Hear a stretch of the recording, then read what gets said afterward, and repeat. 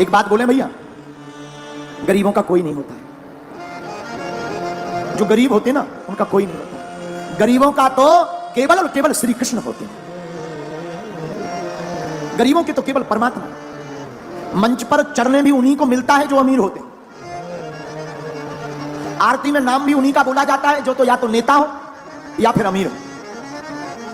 सच बता रहे हाँ, गरीबों का कोई नहीं होता। और दोस्ती भी अमीरों की ही अमीरों से होती है, गरीबों के कोई दोस्त भी नहीं होती। रिश्तेदार भी उसी के घर आते जो अमीर हो। मेरे माई बाप, हम भारत के लोगों से आज कथा का अंतिम दिन है और इस कथा के माध्यम से प्रार्थना करेंगे, ग्रेटर नोएडा के पागलों, तुम अमीरों का साथ देना या ना देना, पर एक बार उनके साथ जरूर खड़े हो जाना जिनका कोई ना हो। जब गरीबों की बेटी की शादी होती है ना, तो बाप जानता है भूख क्या होती है। त्योहार आते हैं, अमीरों के घर पर तो तरह तरह के पकवान बनते हैं, गरीबों के घर पर कभी जाकर देखना, जो बेचारे पूरी बनाने के लिए भी तरसते हैं। गरीबी बहुत बुरी बात है, भगवान गरीब किसी को ना बनाए। दूसरी बात बोले, इस संसार में लोग कर्जा भी उसी को देते हैं जो अमीर होता है। गरीबों को कर्ज भी नहीं मिलता। क्यों? क्योंकि ये चुकाएगा कहां से। लेकिन सच बात यह है, भारत के लोगों, तुमने जरूर बुरे दिन देखे हो, बुरे दिन देख रहे हो, तुम्हारा कोई ना हो, सब तुम्हारी अवहेलना कर रहे हो, तुम्हें हर जगह से दुत्कारा जा रहा हो, कोई तुम्हारा साथ ना दे रहा हो, तब भी तुम घबराना मत। एक काम करना, तुम अपने परमात्मा पर भरोसा मत छोड़ना, वो परमात्मा एक दिन तुम्हारे चेहरे पर मुस्कुराहट लाएगा।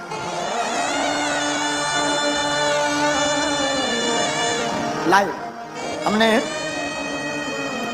अपनी जिंदगी में बहुत सहा है, बहुत सहा। अपने जीवन काल में हम जहां रहते हैं, छतरपुर जिले में हमारा गांव है, गड़ा गांव। गड़ा गांव छोटा सा गांव है, अब तो ठीक है, छोटा सा गांव। पिताजी तो हमारे कुछ करते नहीं थे। हमारे जीवन का एक बाकिया है जो हमें बार बार याद आता है। हमको रही होगी हमारी अवस्था 8-9 साल की। हमने अपनी माताजी से कहा, माताजी स्थिति तो बड़ी बेकार है। भिक्षा मांग करके हम गांव में जाते थे, भिक्षा मांग कर लाते थे, उसी से भोजन बनता था। कई बार तो चावल की रोटी खाकर दिन गुजारे। हम अपनी सत्य घटना बता रहे। एक कपड़ा पहन करके हमने सवा महीना निकाला। हमने माताजी से कहा, मां हमारे मन में इच्छा है कि हम वृंदावन में भागवत पढ़ने जाएं। मां बोली ठीक है। उस जमाने में 2000 रुपया मांगने के लिए हम न जाने कितने घरों पे गए, खुद स्वयं। 8-9 साल की अवस्था होगी, कितने घरों में सिर्फ 2000 रुपया मंगाने लगे, किसी ने नहीं दिया। आज भी वो दिन याद आ जाते हैं। बन जाते हैं लाखों रिश्ते, जब पैसा पास होता है टूट जाता वो रिश्ता गरीबी में जो सबसे खास होता है।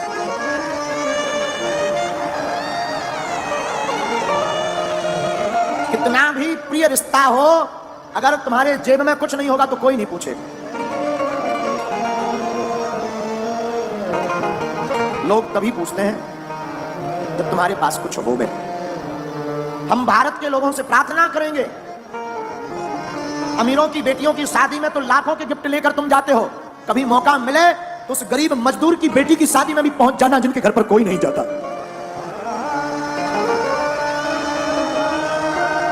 हमने अपने जीवन की भूख से शिक्षा ली, इसलिए बागेश्वर धाम पर 4 साल से निःशुल्क अन्नपूर्णा भंडारा चलाया। लोग हमारे पास आए, बोले भीड़ बहुत आती है, दान बहुत आता है। हमने कहा इस दान का प्रयोग हम अपनी जिंदगी में नहीं करेंगे। इस दान से जो हमने अपनी बहन के लिए विवाह में दिक्कतें सही हैं, भारत का कोई भाई वो दिक्कत ना सहे। हर साल अब हम गरीब बेटियों का विवाह करवाएंगे,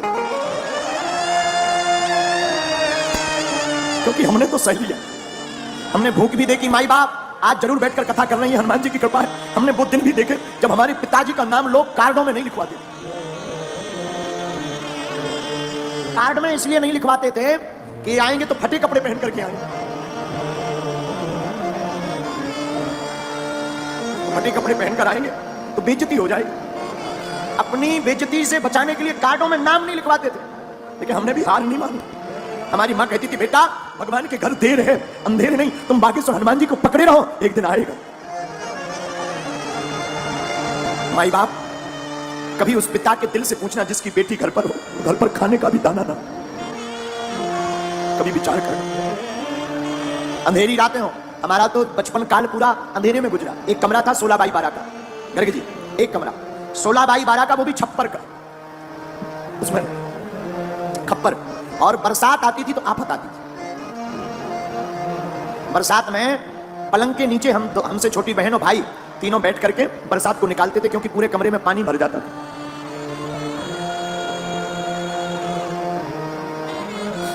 माई बाप, भगवान गरीबी किसी को ना दे दे, गरीबी बहुत बुरी है। इससे बड़ा अभिशाप कुछ नहीं है।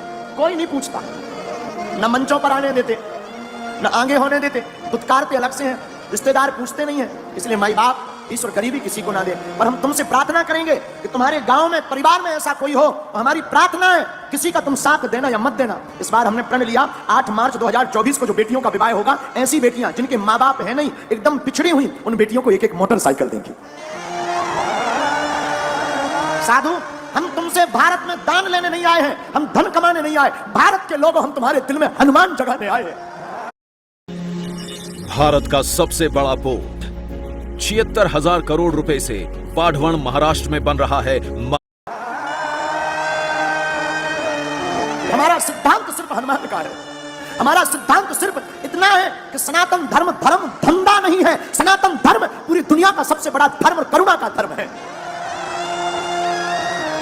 इसलिए मेरे माई बाप, मेरे भारत के लोगों, ग्रेटर नोएडा के लोगों, तुम्हारा कोई साथ दे या ना दे, पर तुम कभी मत पीछे मुड़कर देखना, ना कभी रोना। मौका लगे तो मेरे बागेश्वर धाम पर आ जाना, मेरा दर खुला है, खुला ही रहेगा। कभी मत पीछे मुड़ना, चिंता मत करना तुम। जो बीत गया सो बीत गया। हमने भी सहा, बहुत सहा, अभी तक सहा। अभी भी कई बार ऐसी परिस्थितियां बन जाती, दान तो हम मांगते नहीं, कई बार परिस्थिति बन जाती है कि लोन लेना पड़ता। लेकिन एक बात बोले, हमारी माँ ने और हमारे गुरु ने हमें एक चीज सिखाई, उसका भरोसा मत छोड़ना। उसका भरोसा नहीं छोड़ा तो कभी उसने हमको किसी के सामने झोली फैलाने नहीं दिया। इसलिए भारत के लोगों,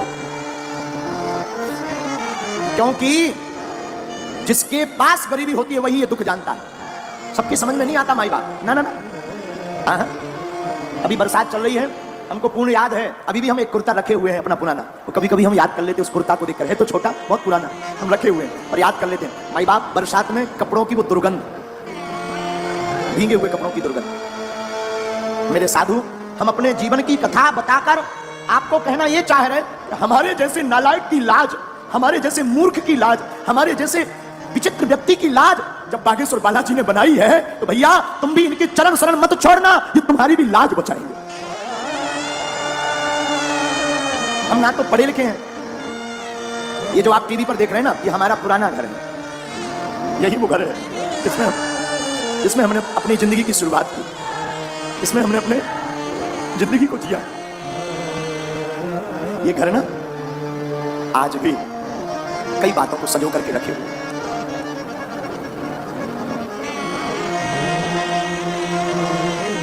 साधु, गरीब का सिर्फ और सिर्फ परमात्मा होता है, केवल राम जी।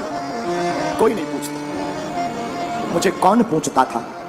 तेरी बंदगी से पहले मैं खुद को ढूंढता था इस जिंदगी से।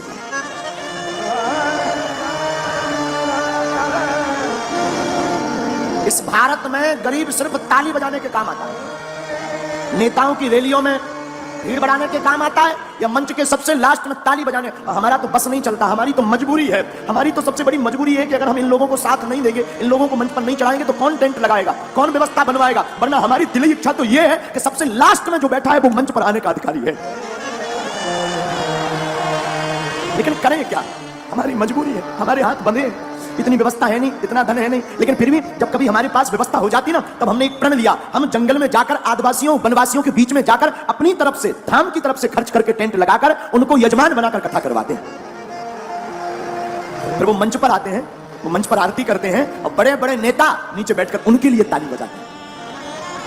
तो हमें बड़ा मजा आता है। क्यों? बुरा मत मानना, हम किसी की बुराई नहीं कर रहे, हम आपको आईना दिखा रहे हैं, जो गुरु का दायित्व है, जो साधु का दायित्व है, हम वो तुम्हें सिर्फ बता रहे हैं। क्षमा करना, तुम इतने बड़े मत बनना कि कोई तुम्हें पा ना सके, इतना बड़ा बनना कि कोई गरीब तुम्हारे बगल में खड़ा हो जाए तो वो भी बड़ा हो जाए।